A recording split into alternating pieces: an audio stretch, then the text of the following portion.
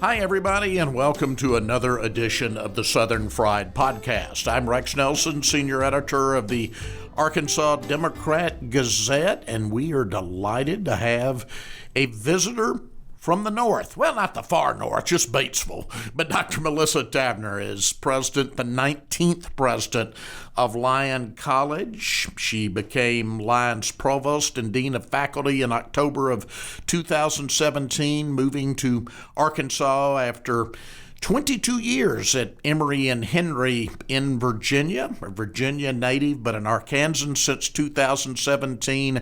Now the president of Lyon College, and some exciting things going on at Lyon. Dr. Taverner, thank you so much for joining us today. It is absolutely my pleasure. Thank you for having me. Yeah. Now, we were talking about it, but I will tell our listeners on the front end, I'm a biased subject. I spent 5 years of my career as president of the Association of all the private colleges and universities in Arkansas, the four-year colleges and universities. There are 11 of them. Lyon was one of my 11 children, so I'm a very biased subject here. I love what is going on right now, but we're going to delve into it because it has to do not just with the college and the undergraduate programs in Batesville, but some real exciting things right here where we're taping this show, and this is downtown Little Rock we're talking about. But I want to start all those years in Virginia. What attracted you to Lyon about 6 years ago? Well, my entire professional career has been in higher education. And I went to a small private women's college, and I know what that did for me and how I learned and how I thought and how I approached the world. And I'm a fan. Mm-hmm. So it was a privilege for me to have the opportunity to be a professor of biology at Emory and Henry College in Southwest Virginia. And I taught there for 22 years, as you said. But what's important for me is the mission that you are helping young people not just to learn about biology, but how to learn about how to adult, mm-hmm. and how to be citizens, and how to ask good questions, and how to find solutions by working with people.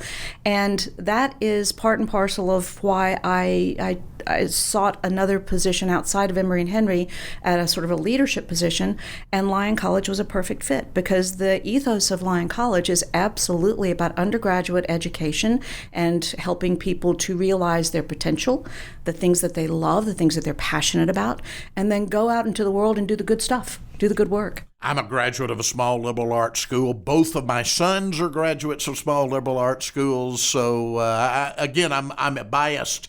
I can understand that attraction. A few weeks ago, I had a former justice of the Arkansas Supreme Court, well known here in Arkansas, Bob Brown, on this show, and he described in the 1950s, which would have been more of a culture shock then, moving to Arkansas from Virginia as a young man. His father was an Episcopal priest and was coming here to be the bishop for Arkansas, actually, and just described the culture shock and his mom's eyes wide as they crossed the bridge at Memphis and drove in. Now, this is many years later, but you come west again after all those decades in Virginia. You come to Arkansas.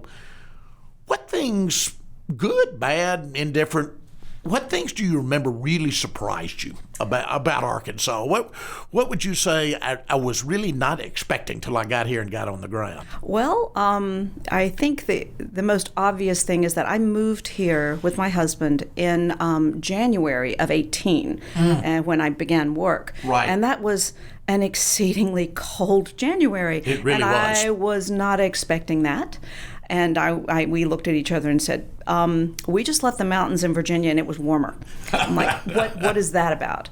So that was surprising, but then everything sort of evened out. And the thing that surprised me most was how very, very similar the Arkansas culture is to the culture of Southwest Virginia, where exactly. I spend most of my adult career. There is a value in both of those cultures of relationships and being able to talk together, to work together, to have a common goal. And I think that aside from the cold winter that year and a surprisingly warm summer, I'm like, well, this feels very much like home. Yeah. And so that was a wonderful realization. Yeah, I lived in Washington, D.C. during the 1980s, and would often think as I drove through those mountains of Southwest Virginia, and would see the Emory and Henry sign on Interstate 81, by the way. Oh, yeah. But as I would make that drive, that it was similar to the mountain regions of Arkansas. But I want to take it back, and then we will dive into Lyon and where things are going and some of the exciting things you've got going on. But you mentioned you had spent your career in higher education. What led you to go into academia for a career? As I said, I'm a biologist. I'm actually a virologist by training. And when I went to University of Virginia for my PhD, I was working on viruses as population controls in pest insects. So I'm interested in ecological applications of understanding how diseases work, that sort of thing. I come from a family of teachers, and I always was able to watch my mother, who was probably the most natural teacher I've ever seen in my life, and how much joy she gained from being able to see the light go on in her students. She was a fourth grade teacher for 32 years. And education was always something that was a priority in my family. And to be able to go back into that industry, if you will, and be able to be a part of taking the next generation into where they need to be, that really appealed to me. And when I told my mother I had secured a tenure track position, she said, "And you're going to teach." Well, I guess it's in the blood. I'm like, yeah, it kind of is. I've watched you and I've watched your sisters, and they're kind of amazing. So I was very fortunate to be able to follow that path and find that love that my mother saw every day in the classroom, I was able to access that as well, and it's made all the difference to me. So you come to Lyon, again, for those of you listening that aren't as familiar, for many decades it was known as Arkansas College. The name was changed to Lyon because of the great contributions of the Frank Lyon family through the years, but a small, very well-respected academic school, fewer than 1,000 undergraduates. Talk a little bit now that you are the president of your vision for Lyon, where you see this institution being 5 years and then maybe even 10 years from now. I think that if you look at the environment of higher education across the country, we're really at a crossroads. And that's not just post-pandemic. We are looking at a significant demographic shift. If you think back to 2008 and the economic downturn that occurred then, exactly, a lot of people decided to forego having families. They either didn't have the families that were as large, or they chose not to have children at all. Well, we're about 18 years out from that.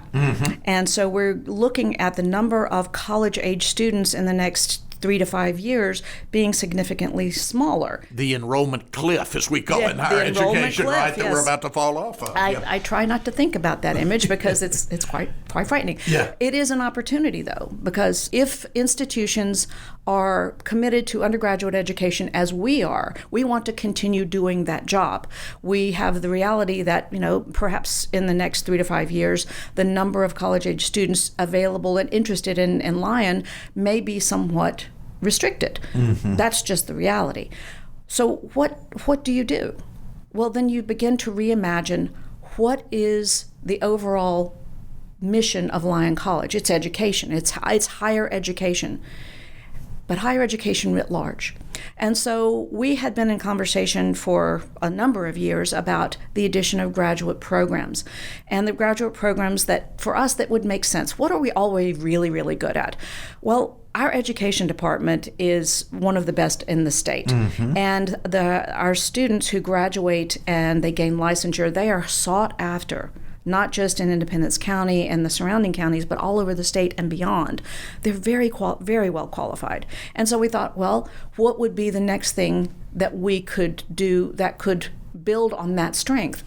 Well, we all know that there is a teacher shortage. And so we were in a conversation, well, how can we help that? And so our first graduate program that we are starting in the fall, we have gained approval for all of this, is the Master of Arts in Teaching. This is a degree for folks who already have their baccalaureate degree. Right. They will be experts in their field because they majored in something.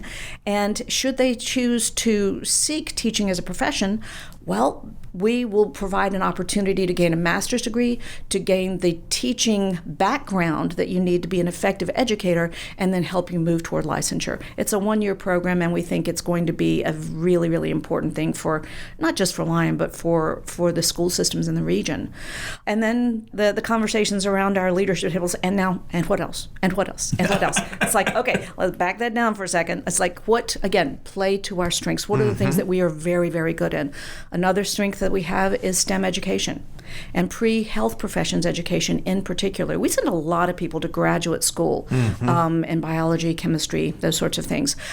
But what a lot of people don't realize is that we have an acceptance rate for medical school that's basically double the national average. Our acceptance rate for all of the pre-health professions that our students go into, and that includes veterinary, dental, pharmacy, the whole thing, it's pretty impressive. And so we already have the undergraduate underpinning to then say, okay, we have the preparation. We can get people to graduate school. What graduate programs make sense? And again, what are the gaps? What are the things that we can help fill?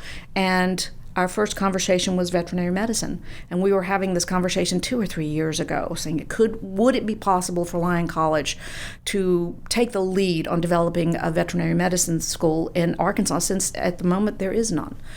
So what could we do about that? And then we, through connections with the Arkansas Independent Colleges and Universities, we were introduced to some folks in Little Rock who were already working on a vet school and a dental school. And we actually didn't know that we were doing this in parallel. Same time. Yes, Right. we were working independently. And the person that made the introduction to our leadership said, you should probably have lunch and maybe have a conversation. And we had lunch and we had a conversation and we both went, okay, yeah, that makes an awful lot of sense. And so since then, we have been working with our partners at One Health in Little Rock to work toward opening both a school of oral health and dental medicine and then a school of veterinary medicine. Now, these are long paths to walk. Understood. Very long, but we already have made some significant progress. Lyon College applied for and was granted permission to open these 2 schools of professional health care graduate school. So we were really pleased about that. We worked really hard with our accreditor. We worked hard with our partners. We worked hard internally to make sure that, first of all, is it the right thing for us to do? Does it make sense? Do we have a way forward? And it turns out we do. And that's sort of exciting. So we are continuing to move down that path, and we're really excited. It is really exciting. I want to drill down a little bit deeper in those areas. Obviously, the need for more veterinarians in the state, a state where agriculture is the largest segment of the economy, is great. The need for dentists. I spent 4 years with the Delta Regional Authority in my career and found out that was one of our greatest needs in the Delta regions of this country. We were in parts of 8 states where a lack of dentists, more so even than medical doctors. So we need those things. I think you are meeting a need, but I'm sure you heard this. A lot of people were shocked. This is something, for instance, the University of Arkansas system never took on. It's awfully audacious for this little school from Batesville to do so. Is audacious an adjective that you've heard in this context? Audacious is one that I use. So, and we own that, and we're fine with that, because if you see a need and you see that you have at least part of the capacity to make these changes happen, it's important to sort of do the work, do the research, find the partners, and then make it happen. And I think that we've been very, very fortunate that we've made really good connections outside of One Health that are going to be supporters as we move down these roads. Yeah. I love the idea of partnering with the private sector. I think that just makes it more possible. Tell us a little more about One Health, about how it got started, who's behind it, whatnot. One Health is a group of folks who actually have direct professional experience in the dental industry in Arkansas. They also have direct experience with starting ARCOM. One of the principals, the president at One Health, Fraser Edwards, was instrumental in putting together the osteopathic school in Fort Smith. So they know Which something. has been a tremendous success. I've written numerous columns about it. It has, and again, met a need. Yeah, It met a very need much that so. continues to be present, and they're doing the good work. And so when the folks at One Health got together and they said, there are still needs in Arkansas, how can we help? What can we do to sort of move the needle for healthcare access? And what are the needs in the state? And so they began doing their own research prior to figuring out that we were doing something similar in parallel. They began working to think, okay, how could we put this together? How can we change the face of, for example, dental education in Arkansas? One of the concerns that pretty much everyone has is that when people go to college, they go to graduate school, they go to professional school, they are making a significant investment in their future. But that investment is not cheap. It takes an awful lot of resources to go to college. It takes resources to go to professional school. And consequently, one of the concerns that we all have is how do we manage the debt that is associated with this level of education? And I think one of the things that we are trying to do by putting together the program for the vet school and the dental school is to go about things a little bit differently. We are looking at a 3-year program, a 3-year year-round program, 9 terms. And we will obviously start on boots on the ground in the East Village in the Heifer facility in Little Rock. But when both the vet students and the dental students get to a certain proficiency level, then they will actually go out into practicing clinics and they will work one-on-one or sometimes two-on-one with their mentors in the clinics, getting real-world experience.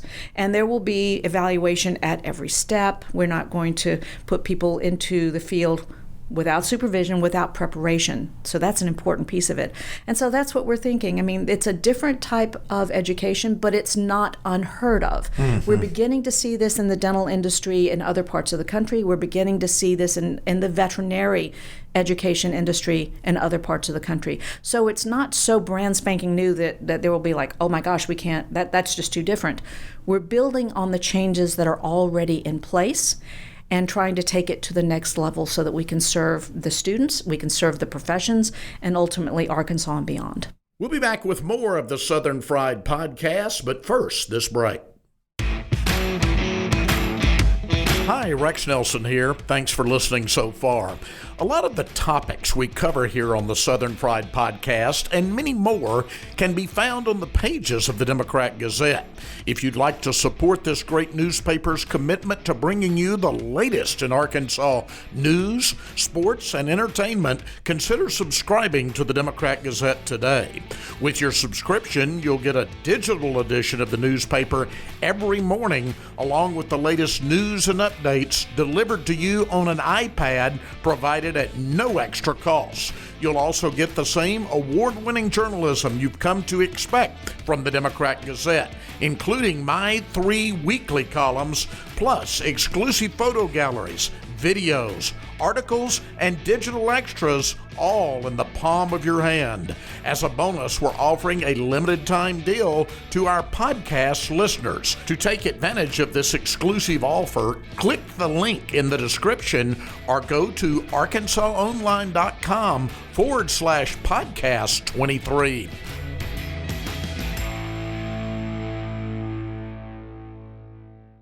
Welcome back to the Southern Fried Podcast, a production of the Arkansas Democrat Gazette. on the dental side, you announced an agreement with the University of Arkansas for Medical Sciences, who had in the past looked at opening its own dental school. UAMS never has. Explain what that involves. It involves a recognition that there may be opportunities for the dental school or the veterinary medicine school and UAMS to actually share some resources and to perhaps collaborate. We've not committed to say, oh yes, you're going to do X and we're going to do Y. It basically just set up a conversation to say, yes, we are open to this. We are open to UAMS bringing suggestions, bringing expertise that could potentially help us as we grow these programs out. And we would do the same for UAMS as well. Here is a facility. Here are opportunities that you could perhaps expand the medical education that's going on at UAMS. So it really is an opportunity for us to sit down together as we get farther along in this process and say, okay, what makes sense? What makes sense for you? What makes sense for us? And how can we work together to make this happen? Got it. And on the dental side, you've already named a dean, right? We have. Dr. Burke Soph is actually a dentist at a dental school in Salt Lake City. He actually has some ties to Virginia as well, which was kind of weird. I said his where he went to school is a little town called Buena Vista. Nobody ever says Buena Vista right. I said it right. He was like, yay. So he is amazing. He has a tremendous amount of experience in dental education. He is a practicing dentist, obviously, but he also has a lot of experience with the dental accreditor, the CODA that goes with the American Dental Association. And so he's been able to already to bring some nuance to our conversation as we finalize our initial application. So we're really looking forward to working more closely with him. He and his family will move to Arkansas in the summer, and then he will take up his full-time position July 1. Right. We're really looking forward to him being here. You mentioned putting the facilities in the Heifer headquarters in the East Village. I've got to tell you, and I know you were looking at meeting a need in the veterinary area, in the dental area, but you've got a lot, and I write a lot about downtown revitalization all over Arkansas. You got a lot of urban planning types, for lack of a better term, really excited. There's another benefit, I think, of what Lyon is doing. I look at once you have both schools up and running, the literally hundreds between students, faculty, and staff of new people who will be coming downtown every day. I think you are going to be playing a leading role in revitalizing the downtown of the state's largest city. Did that enter your mind when you started these talks about these schools? Well, our initial talks were very far-ranging. We were talking exactly what you said. I said, what are the facilities going to look like? If we have these facilities, if we have these schools, we're going to need infrastructure. We're going to need places for people to live, places for people to eat, places for people to shop. And those were parts of the conversation. Obviously, Lyon is not involved directly in that part. But I know that there are a number of people who are actually working on, okay, what could this look like once the schools are getting ready to open? So it was another benefit that wasn't our primary benefit, but it is a significant one that we're really proud to be a part of.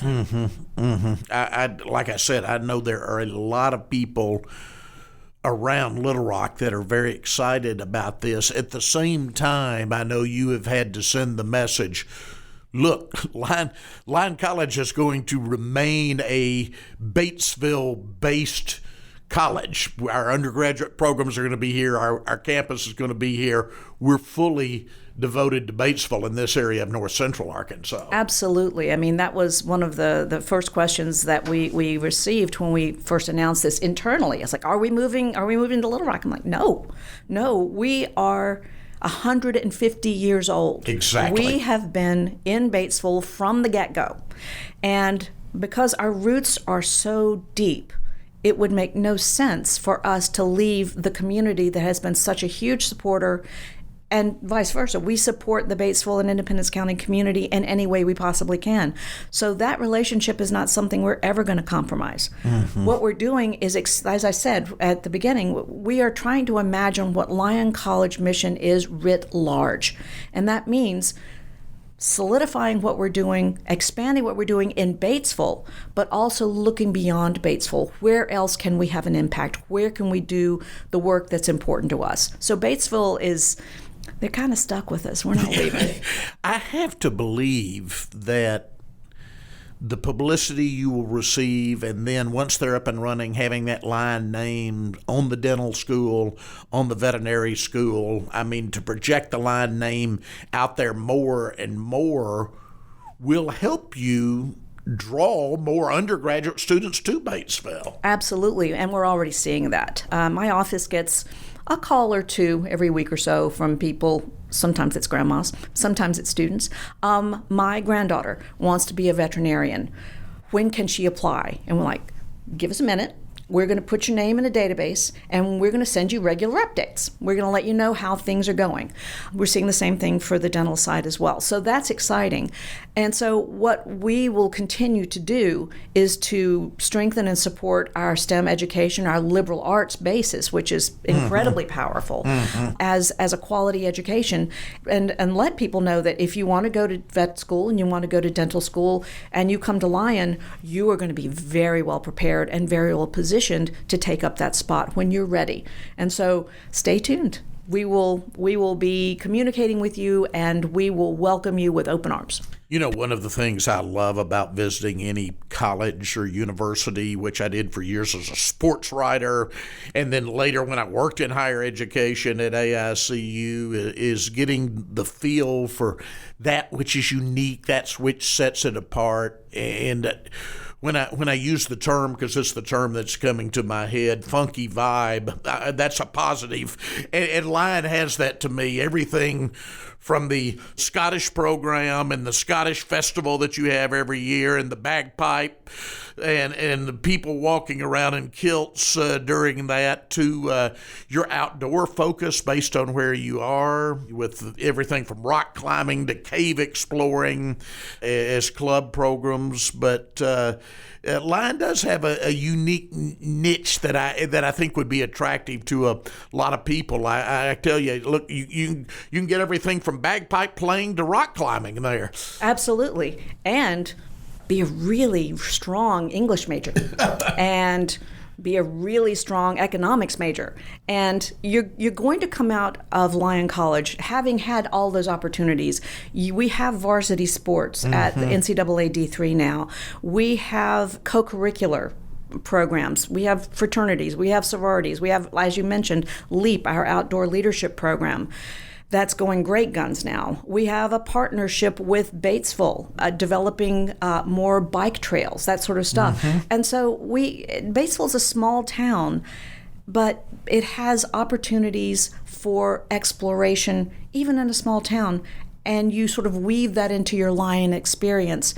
And that leads to the funky, but it also leads to the quality and something that basically gets into your soul. And you come back after you graduate. I've seen that with our alums, that something draws them, something has attached them to Lyon or Arkansas College, and they keep coming back because that's where their hearts are. And that's the testament to the success of a program. Yeah. Well, I've got to tell you, I love that Batesville area, love the campus, love traveling up there, but as a guy who works here in downtown Little Rock every day, I also love the potential of both of the schools we talked about, the dental school and the veterinary school, for revitalizing, as I said, downtown Little Rock, but at the same time supplying a great need in two different areas that I see as I travel rural Arkansas on a regular basis. Absolutely. One of the pieces of data that people often quote is that if you are looking at people who go to professional school, medical school, veterinary school, dental school, whatever, they tend to stay and practice where they train. And so being able to provide that opportunity for healthcare professionals in Arkansas, even though they will go off as part of their training, they will see large cities and small clinics, big clinics, whatever. We want them to come home. We want them to realize that the opportunities that are part of their profession are here. and not just the training. It's what comes after, and then that's how you begin to serve, and that's important to us. And we are starting to see that. You mentioned the osteopathic school in Fort Smith. Of course, the New York Institute of Technology also operates a school on the Arkansas State University campus in Jonesboro. And with those two schools on either side of the state, we are now starting to see that. They are meeting a great need. So there's an example of what I think your schools are going to do, and that's meet the same need in the way those two schools already are. Absolutely. I think one of in our conversations, informally and now more formally, we have been sort of focused on making sure that rural healthcare is a part of our focus, that we know that we can't really guarantee where people are going to practice, but providing sufficient numbers of practitioners so that you can supply the health care that's needed in every county in Arkansas and beyond. That's an important thing. Absolutely. Dr. Taverner, we're out of time. Thank you so much, and good luck going forward. Well, thank you. This was fun. It really was. It really was. Dr. Melissa Taverner, the president of Lyon College at Batesville, our guest today. Thank you for joining us on another edition of the Southern Fried Podcast, a production of the Arkansas Democrat Gazette.